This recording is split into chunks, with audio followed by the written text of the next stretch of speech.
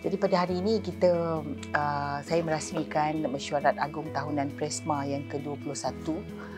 Tahniah saya ucapkan kepada 3,500 ahli Presma yang di mana ada lebih 10,000 outlet restoran Indian Muslim di seluruh negara.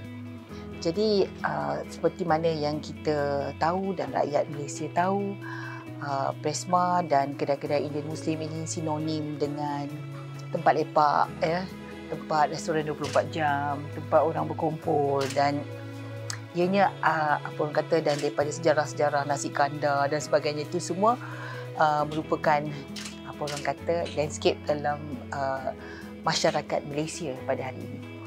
Jadi sebab itu saya meluangkan masa untuk kita bersama-sama dengan mereka untuk merasmikan Mesyuarat Agung yang ke-21 ini.